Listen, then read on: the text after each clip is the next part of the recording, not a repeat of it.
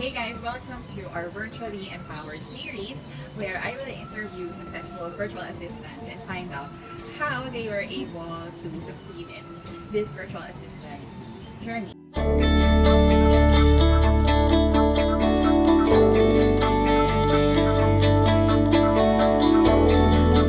So with me today is my good friend Kim. Hello. Also a member of VANA, Virtual Assistant Network Asia. And tatanungin natin siya ngayon about her experience working as a virtual assistant. So ready ka na, Kim? Yeah, even though it's early in the morning. Okay, actually we're still here in, we're recording this in Bali. We just finished our breakfast. And yeah, so because we're eating healthy today. Okay, so Kim, can you tell us how you started as a virtual assistant? Ano ba yung ginagawa mo dati?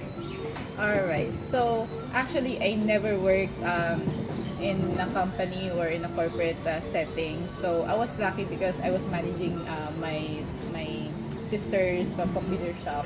So I have every privilege to, check everything online. I was just sitting there all day. So I was able to, check how is it to work online. So I first saw Upwork, but back then it was Odes. So I was lucky to see it, and yep, I started learning about it, getting some skills and applied, and yep. So bakit mo ginustong maging virtual assistant?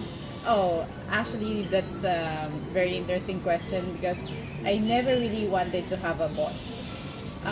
Yeah, of course, online you have clients that serves like as your boss, but there's no one like overseeing everything that you do behind you, right? So that's why I wanted to work online and work freely everywhere, any schedule. Okay. So I think those are very good points raised Yeah. by Kim. So number one, ayaw niya ng may boss. Yes. Second, she wants the freedom to travel. Yeah. Okay. And ano yung mga challenges na na-experience mo noon working as a virtual assistant? So, that's why I'm transitioning to be a digital nomad like you. That's why I'm here because I'm really getting bored at home. Actually, I got some depression while working at home. So I've been trying to do some co-working and also digital nomads. That's one thing, and also getting clients because not all the time you can get clients. Of course, it's it depends on your skills also and the demand. Yeah. Okay, so her two biggest challenges, depression and what's the other one? Getting clients. Getting clients. Okay. Now, ano naman yung favorite part mo sa pagiging VA? Okay, favorite part, I think yung appreciation ng clients when you did a job or when you did a job, I mean, better than someone else. So, I guess yun yung pinakagusto ko. Okay, that's nice. Yeah. And what's the most interesting project you've had? Interesting. I guess that project when I was a project manager, so I was overseeing people to do their jobs because I really love to, also share what I'm doing and also helping them. So they have to talk to me as, what should they do in their jobs and yeah, what has to be done. Yeah. Okay, that's good. And ano naman yung biggest difference nung nagsa-start ka as a VA compared to now? Okay. So, of course, everyone who's starting are really struggling to find clients, especially when you don't have any portfolios or experiences to show. Right now, it's everyone really is everyone can have a hard time getting clients, even though you have 10 years of experience, right? But then the difference is you're more comfortable on applying, on reaching out to the clients. That's the difference. Yes, I agree. Okay, let's talk about the rates naman. Ayan, para ma-excite sila. What was your RD rate back then? And kahit estimate lang. Estimate. And now. Mhm.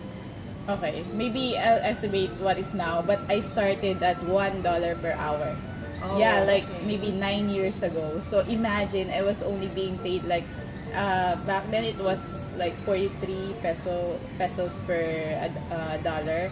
So I was working 1 hour for that, but it's still better than working, for example, in a factory, right? Or Oo naman. in a restaurant. I could maybe work like same time but getting the same amount and not having to go out of my home, and I can work back then. So yeah, that's how I started. Then of course it's a ladder. When you work online, it's a ladder. It doesn't stay in that rate for a long time. So it's up to you. It's up to your skills as well. So right now the difference, of course, the ladder, for example, from one, it happens to be two, three, four, $5, $10, maybe maximum is 20 right now.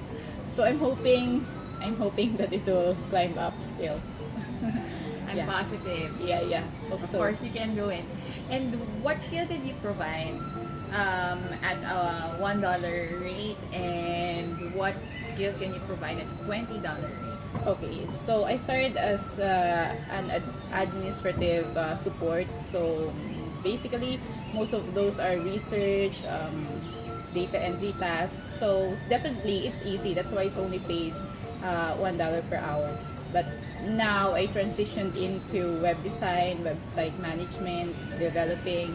So that sorts of tasks would get higher pay. Okay.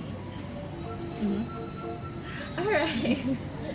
Okay. Now, what can you advise to aspiring virtual assistants, especially those who have no experience and are not yet sure of how to get started?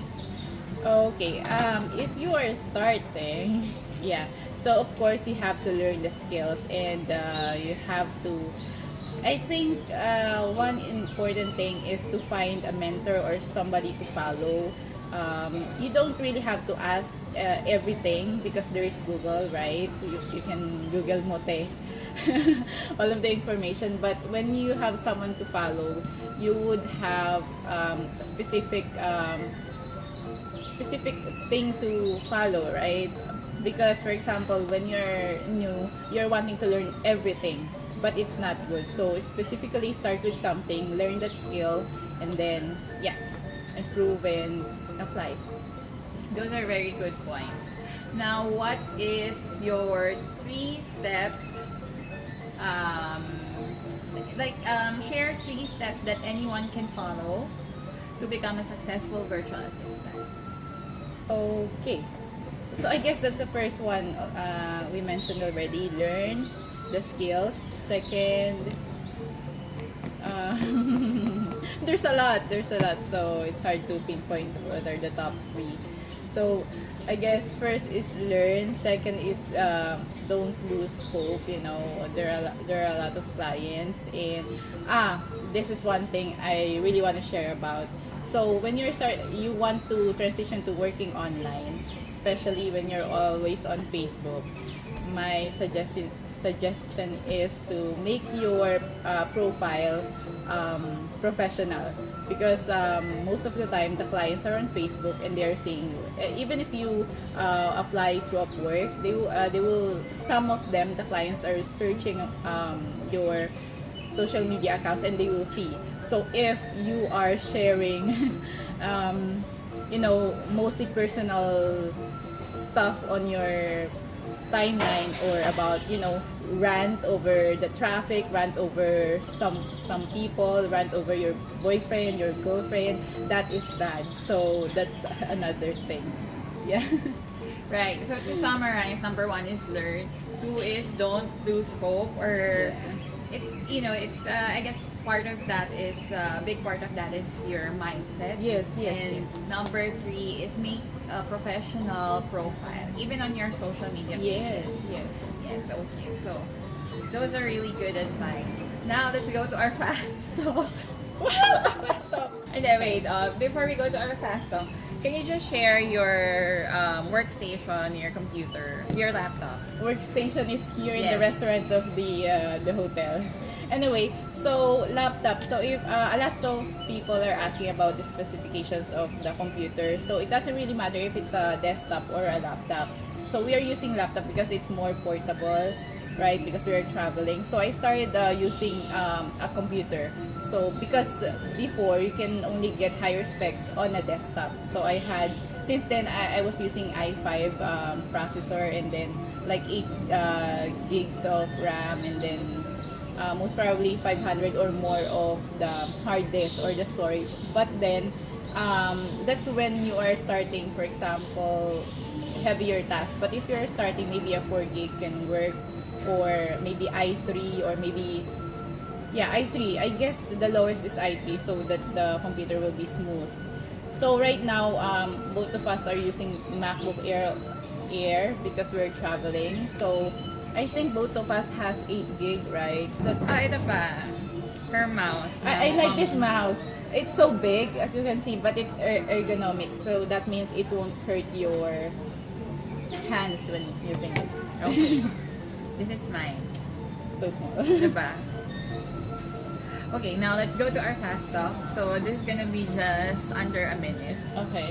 Okay, so pinakawalang kwentang internet sa Pilipinas. All of them eh. All of them. Okay, Upwork or Fiverr? Upward. Pinakagalanteng client. I don't wanna say. Taga saan? Country na lang. From Jefferson, Wisconsin. Wow. Pinakakuripat na client. Alabama. Missing in action ka na ba sa isang client? Yes, I did.